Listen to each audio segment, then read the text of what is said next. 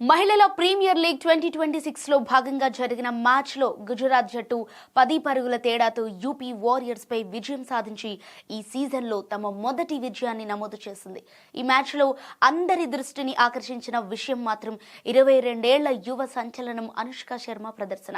తన అరంగేట్ర మ్యాచ్లోని ఈ మధ్యప్రదేశ్ ఆల్రౌండర్ అద్భుతమైన బ్యాటింగ్తో ఆకట్టుకుంటుంది.